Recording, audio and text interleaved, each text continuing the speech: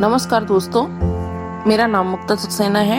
आप सभी के सामने रश्मिरथी के चतुर्थ सर्ग का सारांश एवं काव्य पाठ लेकर पुनः उपस्थित हूँ। दोस्तों, आप सभी से आग्रह है कि आप मेरे चैनल को लाइक एवं सब्सक्राइब अवश्य करें। कर्ण की कहानी हम वर्षों से सुनते आ रहे हैं। कहानी पुरानी है, काव्य प्रस्तुति नई है। आशा करती हूँ कि आपको ये प्रस्तुति पसंद आएगी। ये कहानी है कर्ण की दानवीरता की। ये कहानी कुछ इस प्रकार से है। पांडवों को बराबर यह भय लगा हुआ था कि जब तक कर्ण के पास प्रकृति के द्वारा प्रदान किए गए स्वर्ण कवच एवं कुंडल हैं, वे सर्वथा सुरक्षित रहेंगे और तब तक युद्ध में उन्हें कोई मार नहीं सकेगा। इसलिए भगवान श्री कृष्ण ने रणनीति बनाते हुए अर्जुन के देव पिता इंद्रदेव से कहा कि किसी प्रकार कर्ण के शरीर से कवच कुंडल अलग कर दें। किंतु इंद्रदेव ये कार्य किस प्रकार करते, इसलिए इंद्र ने कर्ण की उदारता को अपने आक्रमण एवं स्वार्थ का माध्यम बनाया और उसके पुण्य के द्वार पर ही उसे लूट लिया। दान जगत का प्रकृत धर्म है, मनुष्य व्यर्थ डरता है। एक रोज तो हमें सब कुछ देना पड़ता है, बचते वही समय पर जो सर्वस्व दान करते हैं।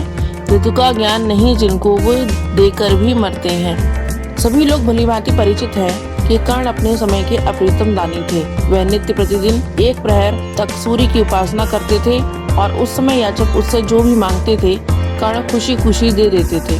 जब इंद्रदेव कर्ण के दान देने के स्वभाव का लाभ उठाने के लिए उसके पास कवच और कुंडल का दान मांगने आए, कर्ण के स्वभाव एवं व्यक्तित्व से प्रभावित हुए नहीं रह सके।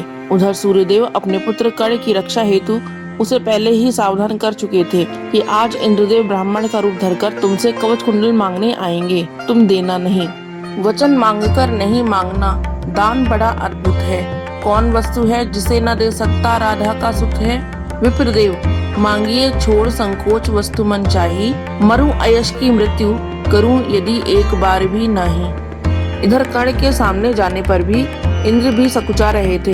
कर्ण के बार बार कहने पर उन्होंने कर्ण से कवच कुंडल दान में मांग लिए। चतुर्थ सर्ग।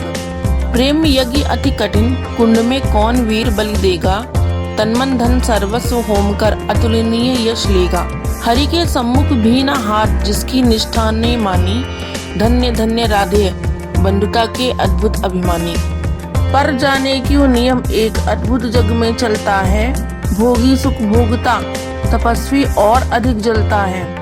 हरियाली है जहाँ जलद भी उसी खंड के वासी।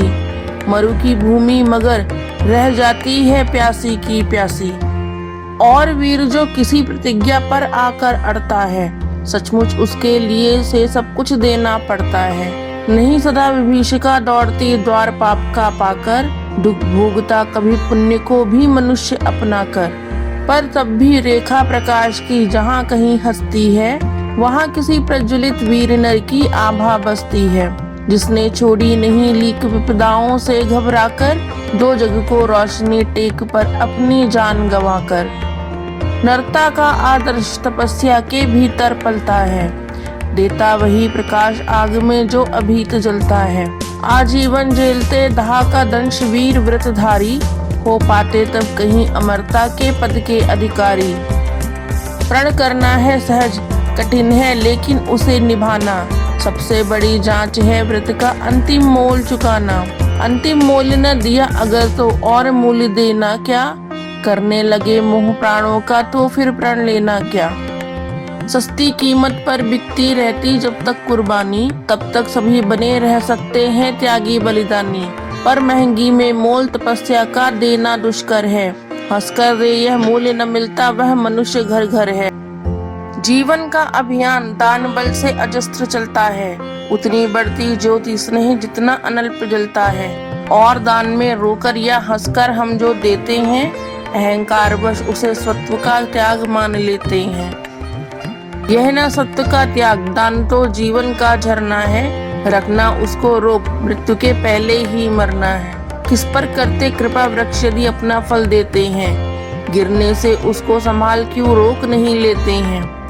ऋतु के बाद फलों का रुकना डालों का सड़ना है। मोह दिखाना देव वस्तु पर आत्मघात करना है। देते तरु इसलिए कि मत रेशों में कीट समाये। रहे डालियां स्वस्थ और फिर नए नए फल आए। सरता देती वारी की पाकर उसे सुपूरित घन हो। बरसे मेघ भरे फिर सरिता उदित नया जीवन हो। आत्मदान के साथ जग जीवन कार्य चुनाता है, जो देता जितना बदले में उतना ही पाता है। दिखलाना का पर्ण आप अपने धोखा खाना है, रखना दान अपूर्ण रिक्त निज का ही रह जाना है। व्रत का अंतिम मोल चुकाते हुए न जो रोते हैं, पूर्ण काम जीवन से एकाकार वही होते हैं। जो नर आत्मदान से अपना जीवन घट भरता है, वही मृत्यु के मुख में भी पड़कर ना कभी मरता है। जहाँ कहीं है ज्योति जगत में, जहाँ कहीं उजियाला, वहाँ खड़ा है कोई अंतिम मोल चुकाने वाला। व्रत का अंतिम मोल राम ने दिया त्याग सीता को, जीवन की संगनी प्राण की मणि को सुपुनीता को। दिया अस्थिर देकर दधीचि ने शिविनी अंग कुतर कर, हरिश्चंद्र ने कफन मांगते हुए सत्य पर अड़कर। ईसा ने संसार हेतु शूली पर प्राण गंवा कर, अंतिम मूल्य दिया गांधी ने 3 गोलियां खाकर। सुन अंतिम ललकार मोल मांगते हुए जीवन की, सरमद ने हंसकर उतार दी त्वचा समूचे तन की। हंसकर लिया मरण ओंठों पर, जीवन का व्रत पाला, अमर हुआ सुकरात जगत में पीकर विष का प्याला। मरकर भी मंसूर नियति की सहना पाया ठिठोली, उत्तर में 100 बार चीख कर बोटी बोटी बोली। दान जगत का प्रकृत धर्म है, मनुष्य व्यर्थ डरता है, एक रोज तो हमें स्वयं सब कुछ देना पड़ता है। बचते वही समय पर जो सर्वस्व दान करते हैं, ऋतु का ज्ञान नहीं जिनको वो देकर भी मरते हैं। वीर कर्ण विक्रमी दान का अति अमोघ व्रतधारी, पाल रहा था बहुत काल से एक पुण्य प्रण भारी।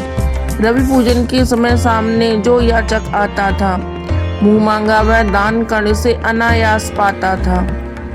थी विश्रुति यह बात, कर्ण गुणवान और ज्ञानी है, दीनों के अवलंब जगत के सर्वश्रेष्ठ दानी है। जाकर उनसे कहो पड़ी जिस पर जैसी विपदा हो, गो धरती गजबाजी मांग लो जो जितना भी चाहो। ना ही सुनी कहा किसने कब इस दानी के मुख से, धन की कौन बिसात प्राण भी दे सकते वह सुख से। और दान देने में वे कितने विनम्र रहते हैं, दीन याचकों से भी कैसे मधुर वचन कहते हैं। करते यूं सत्कार की मानो हम हो नहीं भिखारी, वरण मांगते जो कुछ उसके न्याय सिद्ध अधिकारी। और उमड़ती है प्रसन्न दृग में कैसी जलधारा, मानो सौंप रहे हो हमको ही वे न्यास हमारा। युग युग जिए कर्ण, दलितों के वे दुख दैन्य हरण है, कल्प वृक्ष धरती के अशरण की अप्रीतम शरण है। पहले ऐसा दान वीर धरती पर कब आया था, इतने अधिक जनों को किसने यह सुख पहुंचाया था। और सत्य ही कर्ण दान हित ही संचय करता था, अर्जित कर बहुत विभव निसव दीनों का घर भरता था। गो धरती गजबाजी अन्न धन वसन जहाँ जो पाया, दानवीर ने हृदय खोलकर उसको वहीं लुटाया। फहर रही थी मुक्त चतुर्दिक यश की विमल पताका, कर्ण नाम पड़ गया दान की अतुलनीय महिमा का। श्रद्धा सहित नमन करते सुन नाम देश के ज्ञानी, अपना भाग्य समझ भजते थे उसे भाग्यहित प्राणी। तब कहते हैं एक बार हटकर प्रत्यक्ष समर से, किया नियति ने वार कर्ण पर छिपकर पुण्य विवर से। व्रत का निकष दान था, अब की चिड़ी निकष पर काया, कठिन मूल्य मांगने सामने भाग्य देह धर आया। एक दिवस जब छोड़ रहे थे दिनमणि मध्य गगन को, कर्ण जाह्नवी तीर खड़ा था मुद्रित किए नयन को। कटि तक डूबा हुआ सलिल में किसी ध्यान में रत सा, अम्बुधि में आकटक निमज्जित कनक खचित पर्वत सा। हंसती थी रश्मियां रजत से भरकर वारी विमल को, हो उठती थी सम स्वर्ण छू कवच और कुंडल को। किरण सुधा पी स्वयं मोद में भरकर दमक रहा था, कदली में चिकने पातों पे पारद चमक रहा था।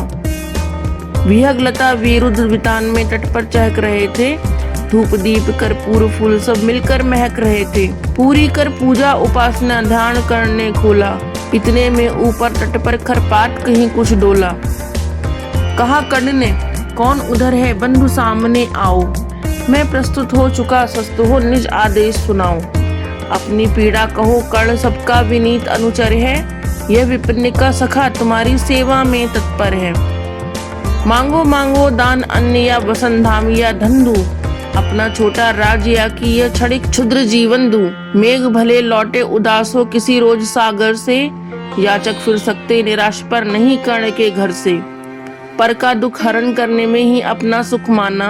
भाग्यहीन मैंने जीवन में और स्वाद क्या जाना। आओ उड़न बनूं तुमको भी न्यास तुम्हारा देकर। उपकृत करो मुझे अपनी संचित नदी मुझसे लेकर। अरे कौन है भिक्षु यहाँ पर और कौन दाता है। अपना ही अधिकार मनुज नाना विधि से पाता है।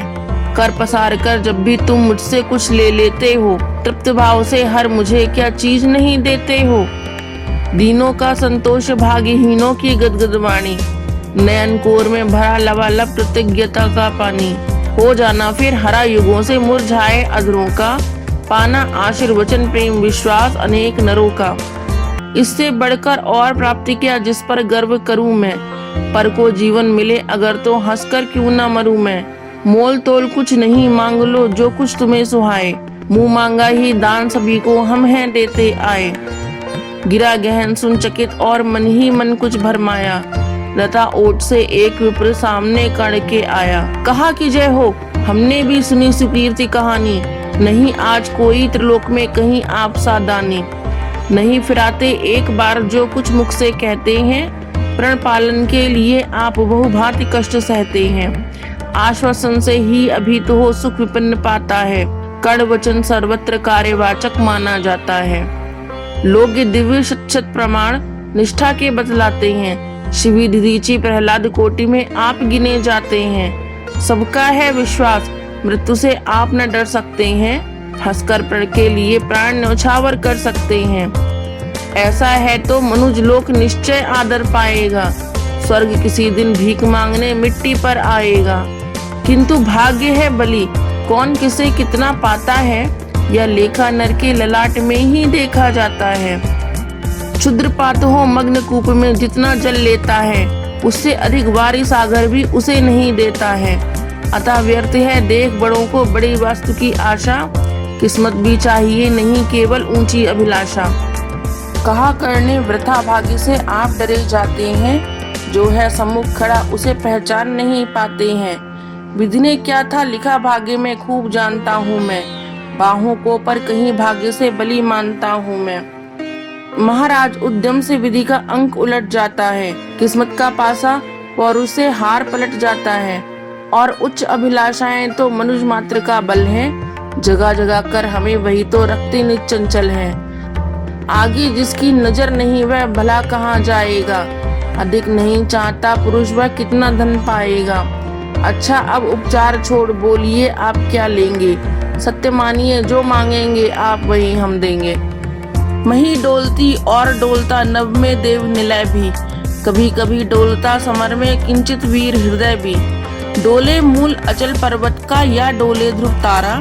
सब डोले पर नहीं डोल सकता है वचन हमारा। भली भांति कसकर दाता को बोला नीच भिखारी। धन्य धन्य राधे दान के अति अमोघ व्रतधारी। ऐसा है औदार्य तभी तो कहता हर याचक है। महाराज का वचन सदा सर्वत्र क्रियावाचक है। मैं सब कुछ पा गया प्राप्त कर वचन आपके मुख से। अब तो मैं कुछ लिए बिना भी जा सकता हूँ सुख से। क्योंकि मांगना है जो कुछ उसको कहते डरता हूँ। और साथ ही एक दुविधा का भी अनुभव करता हूँ। कहीं आप दे सके नहीं जो कुछ मैं धन मांगूंगा। मैं तो भला किसी विधि अपनी अभिलाषा त्यागूंगा। किंतु आपकी कीर्ति चांदनी फीकी हो जाएगी। निष्कलंक विधु कहाँ दूसरा फिर वसुधा पाएगी। है सुकर्म क्या संकट में डालना मनस्वी नर को। प्रण से डिगा आपको दूंगा क्या उत्तर जग भर को। सब कोसेंगे मुझे कि मैंने पुण्य मही का लूटा। मेरे ही कारण अभंग प्रण महाराज का टूटा। अतः विदा दे मुझे खुशी से मैं वापस जाता हूँ। बोल उठा राधे आपको मैं अद्भुत पाता हूँ। सुर हैं या कि यक्ष हैं अथवा हरि के मायाचर हैं। समझ नहीं पाता कि आप या योनि इतर हैं। भला कौन सी वस्तु आप मुझ नश्वर से मांगेंगे। जिसे नहीं पाकर निराश हो अभिलाषा त्यागेंगे। गो धरती धन धाम वस्तु जितनी चाहें दिलवा दूं। इच्छा हो तो शीश काट कर पद पर यहीं चढ़ा दूं। या यदि साथ लिया चाहें जीवित सधे मुझको ही। तो भी वचन तोड़कर रहूंगा नहीं विप्र का दोही। चलिए साथ चलूंगा मैं साकल्य आपका ढोते। सारी आयु बिता दूंगा चरणों को धोते धोते। वचन मांगकर नहीं मांगना दान बड़ा अद्भुत है। कौन वस्तु है जिसे न दे सकता राधा का सुत है। विप्रदेव मांगिए छोड़ संकोच वस्तु मन चाही, मरु अयश की मृत्यु करूं यदि एक बार भी नहीं। सहम गया सुन शपथ कर्ण हृदय विप्र का डोला, नयन झुकाए भिक्षु साहस समेट कर बोला, धन की लेकर भीख नहीं मैं घर भरने आया हूँ, और नहीं नृप को अपना सेवक करने आया हूँ। यह कुछ मुझको नहीं चाहिए, देव धर्म को बल देना हो तो मुझे कृपा कर कवच और कुंडल दें। कवच और कुंडल, विद्युत छू गई कर्ण के तन को, पर कुछ सोच रहस्य कहा उसने गंभीर मन को। समझा तो यह और न कोई आप स्वयं सुरपति हैं, देने को आए प्रसन्न हो तब को नई प्रगति है। धन्य हमारा सुयश आपको खींच वहीं पर लाया, स्वर्ग भीख मांगने आज सच ही मिट्टी पर आया। तब कर्ण ने आगे क्या कहा ये जानेंगे हम चतुर्थ सर्ग के भाग 2 में।